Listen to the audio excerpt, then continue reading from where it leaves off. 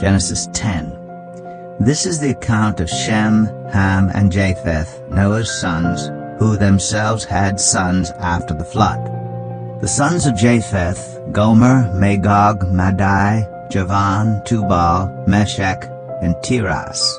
The sons of Gomer: Ashkenaz, Riphath, and Togarmah. The sons of Javan: Elisha, Tarshish, the Kittites, and the Rodanites. From these the maritime peoples spread out into their territories by their clans within their nations, each with its own language. The sons of Ham: Cush, Egypt, Put, and Canaan. Sons of Cush: Seba, Havilah, Sabta, Ramah, and Sabteka. The sons of Ramah: Sheba and Dedan. Cush was the father of Nimrod, who became a mighty warrior on the earth. He was a mighty hunter before the Lord. That is why it is said, like Nimrod, a mighty hunter before the Lord. The first centers of his kingdom were Babylon, Uruk, Akkad, and Calneh in Shinar. From that land he went to Assyria, where he built Nineveh, Rehoboth-ir, Calah, and Resen, which is between Nineveh and Calah, which is the great city. Egypt was the father of the Ludites, the Anamites, Lehabites, Naphtuhites, Pathrasites, Casluhites, from whom the Philistines came, and Caphtorites. Canaan was the father of Sidon, his firstborn, and of the Hittites, Jebusites, Amorites, Girgashites, Hivites, Archites, Sinites, Arvadites, Zemarites, and Hamathites.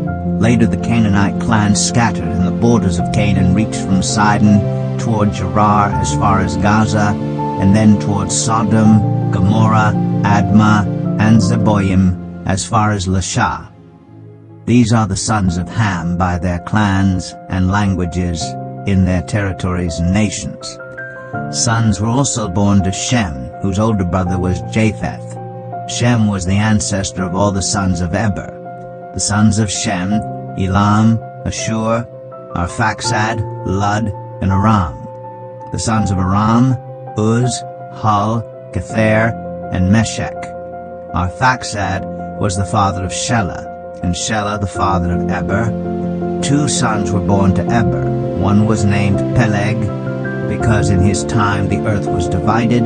His brother was named Joktan. Joktan was the father of Almadad, Shalef, Hazarmaveth, Jerah, Adoram, Uzal, Dikla, Obal, Abimael, Sheba, Ophir, Havilah, and Jobab. All these were sons of Joktan. The region where they lived stretched from Mesha towards Saphar, in the eastern hill country.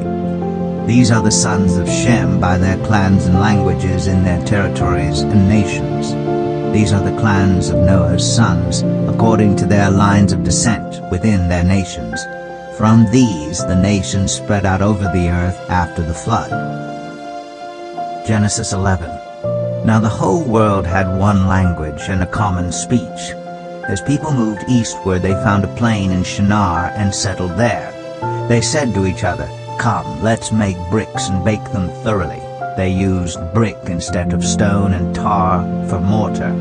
Then they said, "Come, let us build ourselves a city with a tower that reaches to the heavens, so that we may make a name for ourselves. Otherwise we will be scattered over the face of the whole earth."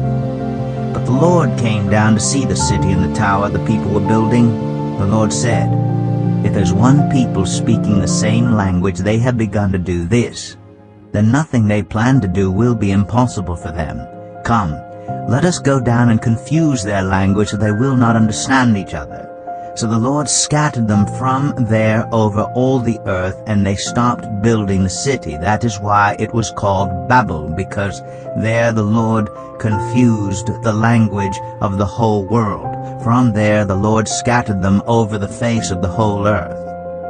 This is the account of Shem's family line. 2 years after the flood, when Shem was 100 years old, he became the father of Arphaxad.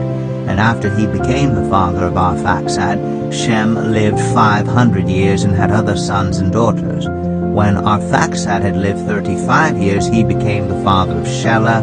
And after he became the father of Shelah, Arphaxad lived 403 years and had other sons and daughters. When Shelah had lived 30 years, he became the father of Eber. And after he became the father of Eber, Shelah lived 403 years and had other sons and daughters. When Eber had lived 34 years, he became the father of Peleg. And after he became the father of Peleg, Eber lived 430 years and had other sons and daughters. When Peleg had lived 30 years, he became the father of Reu. And after he became the father of Reu, Peleg lived 209 years and had other sons and daughters. When Reu had lived 32 years, he became the father of Serug. And after he became the father of Serug, Reu lived 207 years and had other sons and daughters. When Serug had lived 30 years, he became the father of Nahor. And after he became the father of Nahor, Serug lived 200 years and had other sons and daughters. When Nahor had lived 29 years, he became the father of Terah. And after he became the father of Terah, Nahor lived 119 years and had other sons and daughters. After Terah had lived 70 years, he became the father of Abram, Nahor, and Haran. This is the account of Terah's family line.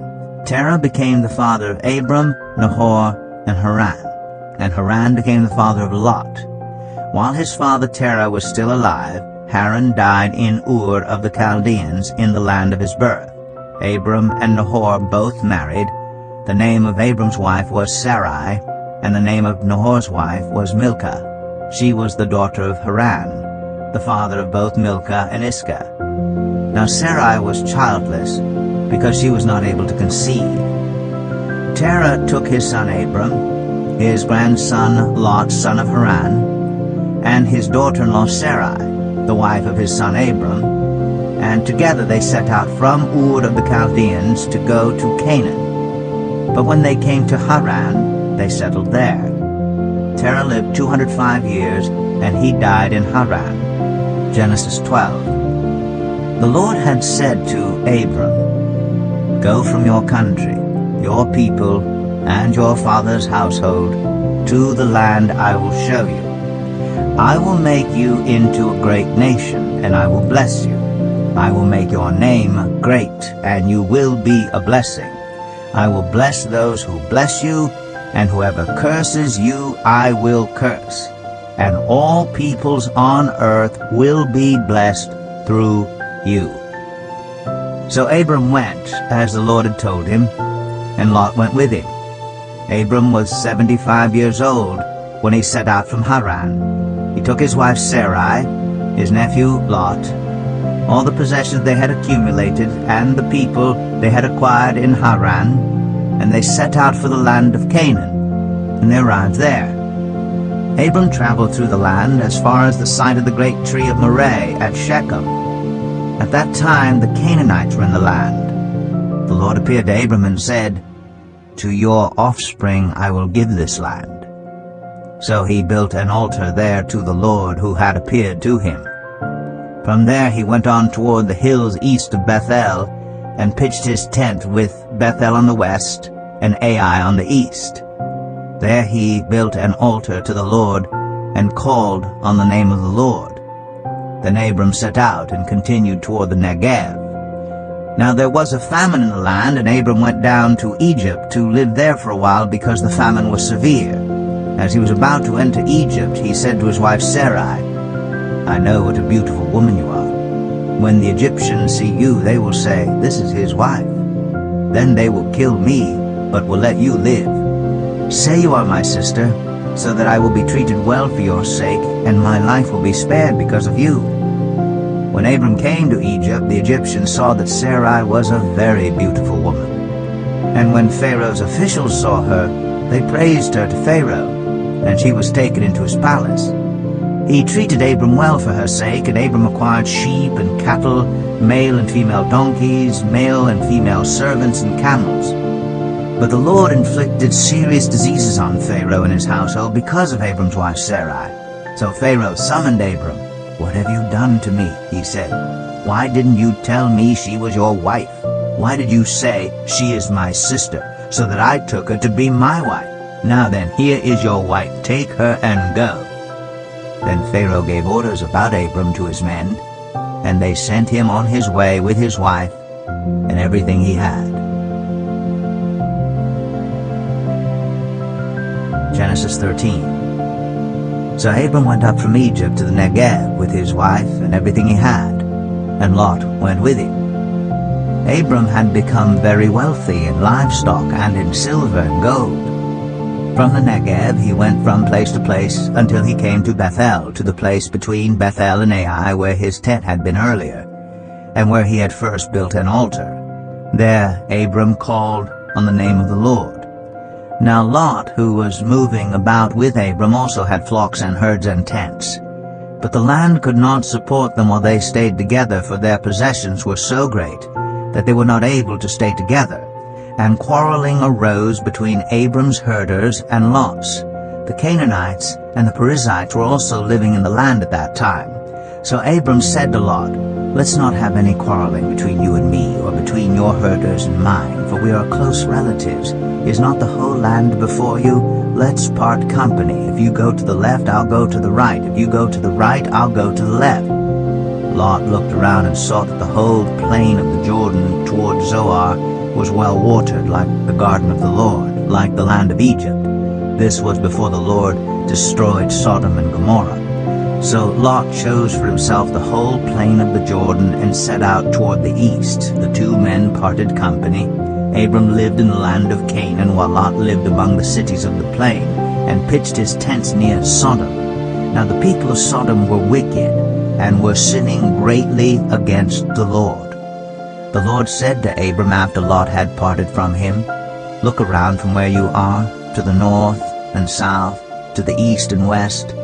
All the land that you see, I will give to you and your offspring forever. I will make your offspring like the dust of the earth, so that if anyone could count the dust, then your offspring could be counted. Go, walk through the length and breadth of the land, for I am giving it to you." So Abram went to live near the great trees of Mamre at Hebron, where he pitched his tents. There he built an altar to the Lord. Genesis 14. At the time when Amraphel was king of Shinar, Arioch king of Elasar, Chedorlaomer king of Elam, and Tidal king of Goyim, these kings went to war against Bera king of Sodom, Birsha king of Gomorrah, Shinab king of Admah, Shemaber king of Zeboim, and the king of Bela, that is, Zoar. All these latter kings joined forces in the valley of Siddim, that is, the Dead Sea Valley. For 12 years they had been subject to Chedorlaomer, but in the 13th year they rebelled. In the 14th year, Chedorlaomer and the kings allied with him went out and defeated the Rephaites in Ashtoreth Karnaim, the Zuzites in Ham, the Emites in Shaveh Kiriathaim, and the Horites in the hill country of Seir, as far as El Paran, near the desert. Then they turned back and went to En-Mishpat, that is Kadesh, and they conquered the whole territory of the Amalekites, as well as the Amorites who were living in Hazazon Tamar. Then the king of Sodom, the king of Gomorrah, the king of Admah, the king of Zeboim, and the king of Bela, that is Zoar, marched out and drew up their battle lines in the valley of Siddim against Chedorlaomer, king of Elam, Tidal, king of Goyim, Amraphel, king of Shinar, and Arioch, king of Elasar, 4 kings against 5. Now the valley of Siddim was full of tar pits, and when the kings of Sodom and Gomorrah fled, some of the men fell into them, and the rest fled to the hills. The 4 kings seized all the goods of Sodom and Gomorrah and all their food. Then they went away. They also carried off Abram's nephew Lot and his possessions, since he was living in Sodom. A man who had escaped came and reported this to Abram the Hebrew.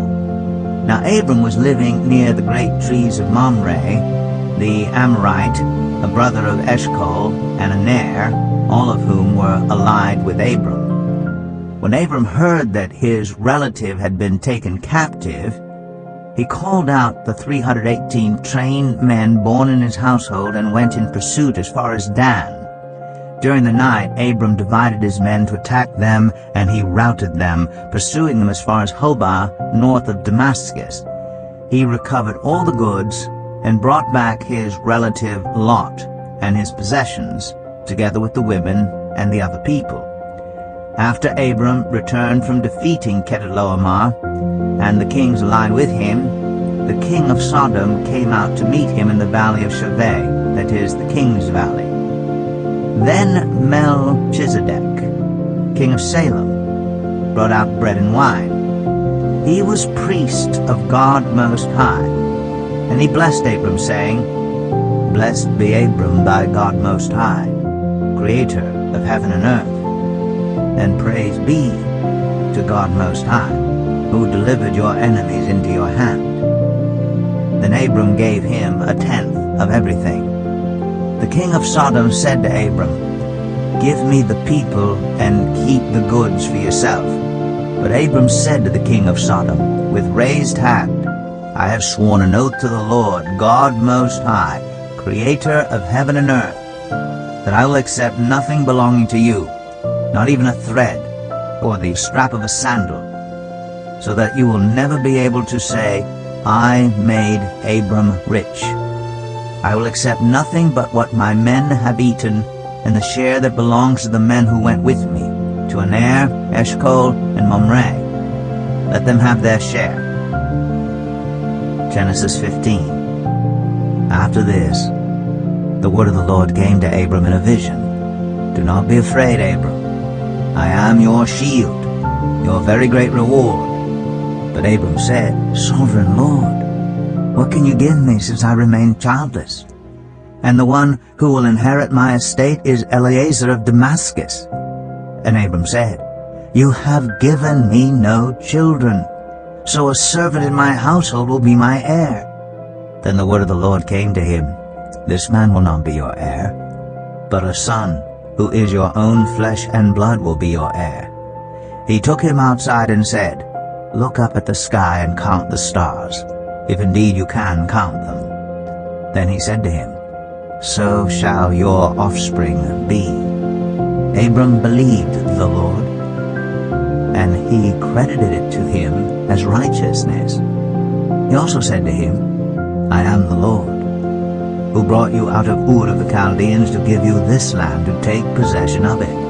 But Abram said, Sovereign Lord, how can I know that I will gain possession of it? So the Lord said to him, Bring me a heifer, a goat, and a ram, each 3 years old, along with a dove and a young pigeon. Abram brought all these to him, cut them in two, and arranged the halves opposite each other. The birds, however, he did not cut in half. Then birds of prey came down on the carcasses, but Abram drove them away. As the sun was setting, Abram fell into a deep sleep, and a thick and dreadful darkness came over him. Then the Lord said to him, Know for certain that for 400 years your descendants will be strangers in a country not their own, and that they will be enslaved and mistreated there. But I will punish the nation they serve as slaves, and afterward they will come out with great possessions. You, however, will go to your ancestors in peace and be buried at a good old age. In the 4th generation your descendants will come back here, for the sin of the Amorites has not yet reached its full measure. When the sun had set and darkness had fallen, a smoking fire pot with a blazing torch appeared and passed between the pieces.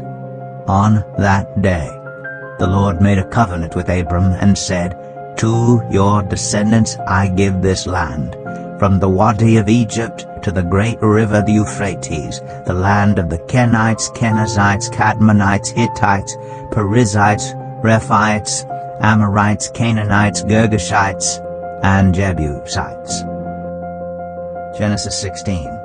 Now Sarai, Abram's wife, had borne him no children, but she had an Egyptian slave named Hagar. So she said to Abram, The Lord has kept me from having children. Go sleep with my slave. Perhaps I can build a family through her. Abram agreed to what Sarai said. So after Abram had been living in Canaan 10 years, Sarai his wife took her Egyptian slave Hagar and gave her to a husband to be his wife.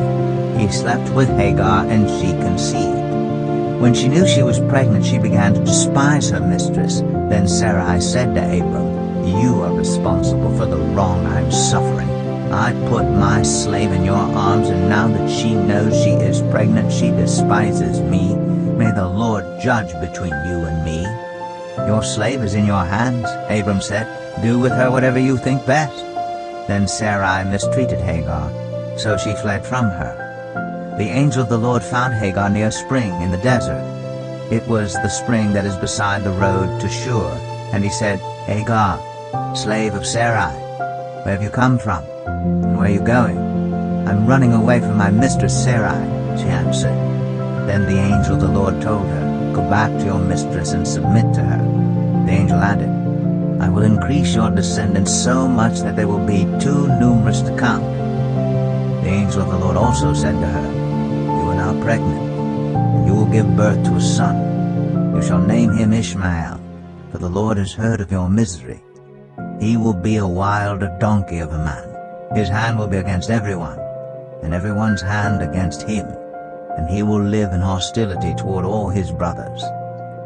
She gave this name to the Lord who spoke to her. "You are the God who sees me," for she said, "I have now seen the one who sees me." That is why the well was called Beer Lahai Roi. It is still there, between Kadesh and Bered. So Hagar bore Abram a son, and Abram gave the name Ishmael to the son she had born.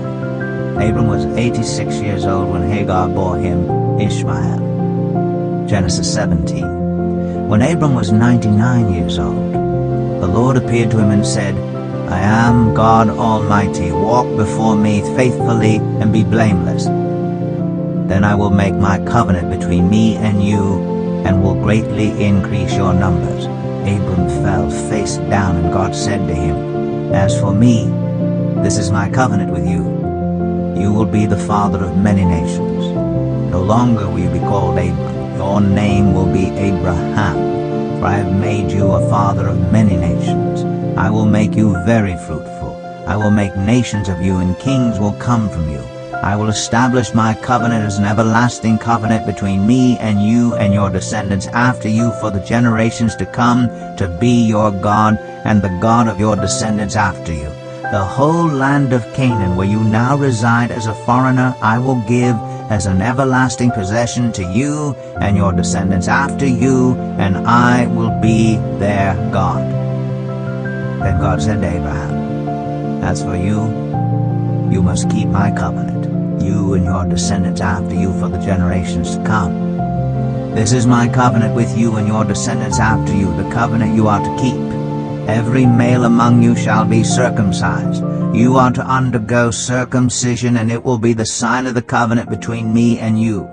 For the generations to come, every male among you who is 8 days old must be circumcised, including those born in your household or bought with money from a foreigner, those who are not your offspring. Whether born in your household or bought with your money, they must be circumcised. My covenant in your flesh is to be an everlasting covenant.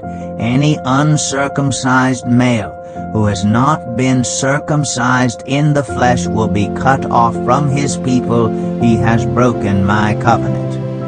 God also said to Abraham, "As for Sarai your wife, you are no longer to call her Sarai. Her name will be Sarah. I will bless her, and will surely give you a son by her. I will bless her so that she will be the mother of nations. Kings of peoples will come from her." Abraham fell face down. He laughed and said to himself, "Will a son be born to a man 100 years old? Will Sarah bear a child at the age of 90? And Abraham said to God, "If only Ishmael might live under your blessing." Then God said, "Yes, but your wife Sarah will bear you a son, and you will call him Isaac. I will establish my covenant with him as an everlasting covenant for his descendants after him. And as for Ishmael, I have heard you. I will surely bless him. I will make him fruitful and will greatly increase his numbers. He will be the father of 12 rulers, and I will make him into a great nation. But my covenant I will establish with Isaac, whom Sarah will bear to you by this time next year." When he had finished speaking with Abraham, God went up from him. On that very day, Abraham took his son Ishmael, and all those born in his household or bought with his money, every male in his household, and circumcised them, as God told him. Abraham was 99 years old when he was circumcised, and his son Ishmael was 13. Abraham and his son Ishmael were both circumcised on that very day. And every male in Abraham's household, including those born in his household or bought from a foreigner, was circumcised with him. Genesis 18. The Lord appeared to Abraham near the great trees of Mamre while he was sitting at the entrance to his tent in the heat of the day. Abraham looked up and saw 3 men standing nearby. When he saw them, he hurried from the entrance of his tent to meet them and bowed low to the ground. He said, "If I have found favor in your eyes, my Lord, do not pass your servant by. Let a little water be brought, and then you may all wash your feet and rest under this tree. Let me get you something to eat, so you can be refreshed and then go on your way, now that you have come to your servant." "Very well," they answered. "Do as you say." So Abraham hurried into the tent to Sarah. "Quick," he said, "get 3 seahs of the finest flour, and knead it, and bake some bread." Then he ran to the herd, and selected a choice tender calf, and gave it to a servant who hurried to prepare it. He then brought some curds and milk, and the calf that had been prepared, and set these before them. While they ate, he stood near them under a tree. "Where's your wife, Sarah?" they asked him. "There, in the tent," he said. Then one of them said, "I will surely return to you about this time next year, and Sarah, your wife, will have a son." Now Sarah was listening at the entrance to the tent, which was behind him. Abraham and Sarah were already very old, and Sarah was past the age of childbearing. So Sarah laughed to herself as she thought, "After I am worn out, and my Lord is old, will I now have this pleasure?" Then the Lord said to Abraham, "Why did Sarah laugh and say, 'Will I really have a child now that I'm old?' Is anything too hard for the Lord? I will return to you at the appointed time next year, and Sarah will have a son." Sarah was afraid, so she lied and said, "I did not laugh." But he said, "Yes, you did laugh." When the men got up to leave, they looked down toward Sodom, and Abraham walked along with them to see them on their way. Then the Lord said, "Shall I hide from Abraham what I am about to do? Abraham will surely become a great and powerful nation, and all nations on earth will be blessed through him. For I have chosen him so that he will direct his children and his household after him to keep the way of the Lord by doing what is right and just, so that the Lord will bring about for Abraham what he has promised him." Then the Lord said, "The outcry against Sodom and Gomorrah is so great, and their sin so grievous, that I will go down and see if what they have done is as bad as the outcry that has reached me. If not, I will know." The men turned away and went toward Sodom, but Abraham remained standing before the Lord. Then Abraham approached him and said, "Will you sweep away the righteous with the wicked? What if there are 50 righteous people in the city? Will you really sweep it away and not spare the place for the sake of the 50 righteous people in it? Far be it from you to do such a thing, to kill the righteous with the wicked, treating the righteous and the wicked alike. Far be it from you. Will not the judge of all the earth do right?" The Lord said, "If I find 50 righteous people in the city of Sodom, I will spare the whole place for their sake." Then Abraham spoke up again, "Now that I have been so bold as to speak to the Lord, though I am nothing but dust and ashes, What if the number of the righteous is 5 less than 50? Will you destroy the whole city for lack of 5 people? If I find 45 there, he said, I will not destroy it. Once again he spoke to him. What if only 40 are found there? He said, for the sake of 40, I will not do it. Then he said, May the Lord not be angry, but let me speak. What if only 30 can be found there? He answered, I will not do it if I find 30 there. Abraham said, Now that I've been so bold as to speak to the Lord, what if only 20 can be found there? He said, For the sake of 20 I will not destroy it. Then he said, May the Lord not be angry, but let me speak just once more. What if only 10 can be found there? He answered, For the sake of 10 I will not destroy it. When the Lord had finished speaking with Abraham, he left, and Abraham returned home. Genesis 19. The 2 angels arrived at Sodom in the evening, and Lot was sitting at the gateway of the city. When he saw them, he got up to meet them and bowed down with his face to the ground. My lords, he said, please turn aside to your servant's house. You can wash your feet and spend the night, and then go on your way early in the morning. No, they answered, we will spend the night in the square. But he insisted so strongly that they did go with him and entered his house. He prepared a meal for them, baking bread without yeast, and they ate. Before they had gone to bed, all the men from every part of the city of Sodom, both young and old, surrounded the house. They called to Lot, Where are the men who came to you tonight? Bring them out to us, so that we can have sex with them. Lot went outside to meet them, and shut the door behind him, and said, No, my friends, don't do this wicked thing. Look, I have 2 daughters who have never slept with a man. Let me bring them out to you, and you can do what you like with them, but don't do anything to these men, for they have come under the protection of my roof. Get out of our way, they replied. This fellow came here as a foreigner, and now he wants to play the judge. We'll treat you worse than them. They kept bringing pressure on Lot and moved forward to break down the door. But the men inside reached out and pulled Lot back into the house and shut the door. Then they struck the men who were at the door of the house, young and old, with blindness, so that they could not find the door. The 2 men said to Lot, Do you have anyone else here, sons-in-laws, sons or daughters, or anyone else in the city who belongs to you? Get them out of here, because we are going to destroy this place. The outcry to the Lord against its people is so great that he has sent us to destroy it. So Lot went out and spoke to his sons-in-law, who were pledged to marry his daughters. He said, Hurry and get out of this place, because the Lord is about to destroy the city. But his sons-in-law thought he was joking. With the coming of dawn, the angels urged Lot, saying, Hurry! Take your wife and your 2 daughters who are here, or you will be swept away when the city is punished.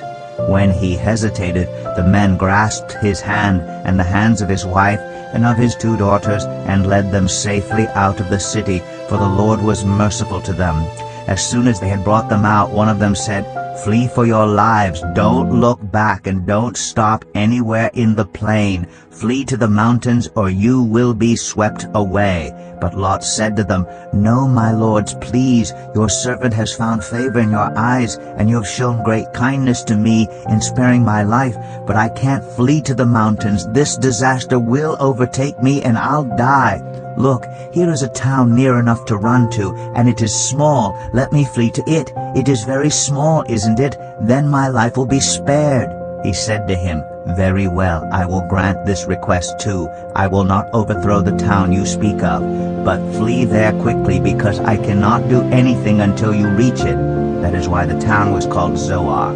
By the time Lot reached Zoar, the sun had risen over the land. Then the Lord rained down burning sulfur on Sodom and Gomorrah from the Lord out of the heavens. Thus he overthrew those cities and the entire plain, destroying all those living in the cities and also the vegetation in the land. But Lot's wife looked back, and she became a pillar of salt. Early the next morning, Abraham got up and returned to the place where he had stood before the Lord.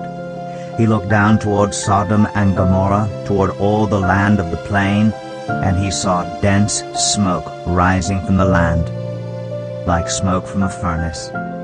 So when God destroyed the cities of the plain, he remembered Abraham, and he brought Lot out of the catastrophe that overthrew the cities where Lot had lived. Lot and his 2 daughters left Zoar and settled in the mountains, for he was afraid to stay in Zoar. He and his 2 daughters lived in a cave. One day the older daughter said to the younger, "Our father is old, and there is no man around here to give us children, as is the custom all over the earth. Let's get our father to drink wine, and then sleep with him, and preserve our family line through our father." That night they got their father to drink wine, and the older daughter went in and slept with him. He was not aware of it when she lay down, or when she got up. The next day the older daughter said to the younger, "Last night I slept with my father. Let's get him to drink wine again tonight, and you go in and sleep with him so we can preserve our family line through our father." So they got their father to drink wine that night also, and the younger daughter went in and slept with him. Again he was not aware of it when she lay down, or when she got up. So both of Lot's daughters became pregnant by their father. The older daughter had a son, and she named him Moab. He is the father of the Moabites up to today. The younger daughter also had a son, and she named him Ben-Ami. He is the father of the Ammonites up to today. Genesis 20. Now Abraham moved on from there into the region of the Negev, and lived between Kadesh and Shur. For a while he stayed in Gerar, and there Abraham said of his wife Sarah, "She is my sister." Then Abimelech, king of Gerar, sent for Sarah and took her. But God came to Abimelech in a dream one night and said to him, "You are as good as dead because of the woman you have taken. She is a married woman." Now Abimelech had not gone near her, so he said, "Lord, will you destroy an innocent nation? Did he not say to me, 'She is my sister'? And didn't she also say, 'He is my brother'? I have done this with a clear conscience and clean hands." Then God said to him in the dream, "Yes, I know you did this with a clear conscience, and so I have kept you from sinning against me. That is why I did not let you touch her. Now return the man's wife, for he is a prophet, and he will pray for you, and you will live. But if you do not return her, you may be sure that you and all who belong to you will die." Early the next morning Abimelech summoned all his officials, and when he told them all that had happened, they were very much afraid. Then Abimelech called Abraham in and said, "What have you done to us? How have I wronged you that you have brought such great guilt upon me and my kingdom? You have done things to me that should never be done." And Abimelech asked Abraham, "What was your reason for doing this?" Abraham replied, "I said to myself, 'There is surely no fear of God in this place, and they will kill me because of my wife. Besides, she really is my sister, the daughter of my father, though not of my mother, and she became my wife. And when God had me wander from my father's household, I said to her, This is how you can show your love to me. Everywhere we go, say of me, he is my brother.'